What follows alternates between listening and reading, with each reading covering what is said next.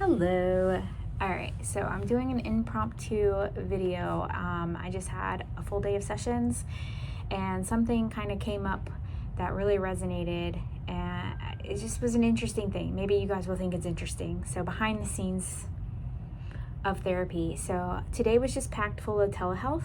And I constantly see online where there's this debate on whether or not we can be connected to a therapist via telehealth versus in person. I personally, first of all, I come from a world of research as a research therapist, and just part of my personality really attaches to if I don't understand the reason why, or if there's not numbers that back it, I don't really necessarily promote it unless I know that it has been best practice, right? And so there are research out there that says that there's not a difference in telehealth versus, in person, the effectiveness of it. Now, is there a preference for it for some individuals? Of course. But today just really held strongly for me on this concept. So today, fully telehealth therapy was my agenda, back-to-backs, and my final session of the day, and I love that it was my final session of the day too. We are like setting goals. We're in the beginning of our process together, and we had a lot to unpack just for whatever the reason was. Anyway, so we are diving into goal setting, and we got one good solid goal down, but all of a sudden we lost connection, and so I'm signing out and signing back in, just hoping they come back, and we had like 10 minutes left of session, and eventually we got back on, but they couldn't hear me, but I could hear them, so I thought that was interesting, right? And we've only met twice, okay? We're goal setting, we got one goal down, and so what do? I start to text while they're communicating with me, and I am like, hey, we have one goal down. Are you okay with us either, like, if you can't get the Bluetooth thing going or figure out the sound, we can table this and work on it next session.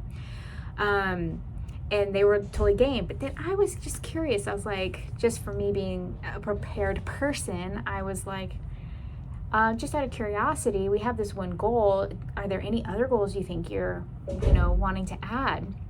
And I text that in, and then my client is talking back to me, and they actually had another goal. And it wasn't that hard to even communicate while they're able to speak back to me, which I think would be the comfort zone, right? Like as a client, I think I would rather be able to just like blurt out what's on my mind to my therapist versus having to text it, right? And so I'm glad that the roles were the way that they were, and that I was able to handle it the way that I was handling it. But it was so cool to know that we actually came up with a second goal.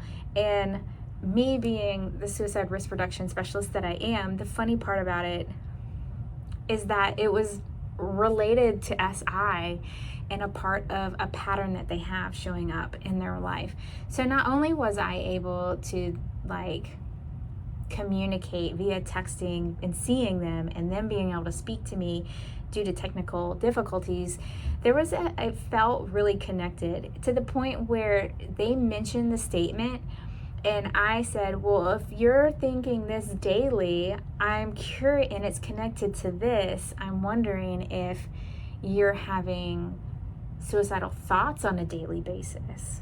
And I'm just cheeky as a therapist, so if you like a little bit of humor but somebody that holds you to it, that's me.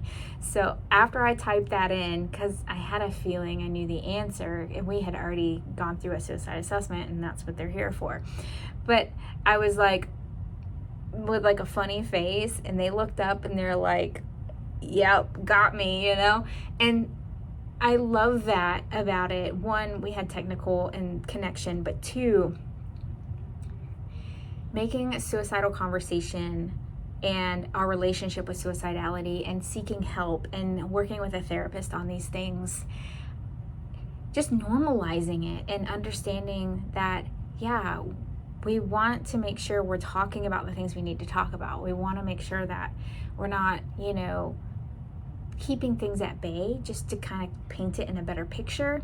It's okay to be raw. It's okay to be honest. It's okay to be messy. Because as a professional, the therapist has the skills and the training, hopefully, to be able to know what they're doing and know what's really important about the conversation. And I was able to clinically decide that that was great. And they resonated back by showing me physical responses, laughing, smiling big, and like just nodding their head a lot, like feeling good about it. So yeah, we were able to do that. And then we also were able to schedule our next session via me texting and them shaking their head up and down. So it was really cool. I just wanted to like come on and talk about how, sometimes we have connection, and just kind of the noise of the world that's out there and it's talking about, we read these things and we hear these things, and just kind of giving yourself that space to know, like, is it true? Is that true for me, even whether research says it or not? Like, what is my truth? What makes me feel connected? How am I able to operate, right? And so there are just so many wonderful things that happened, and as a therapist, I just wanted to share that. And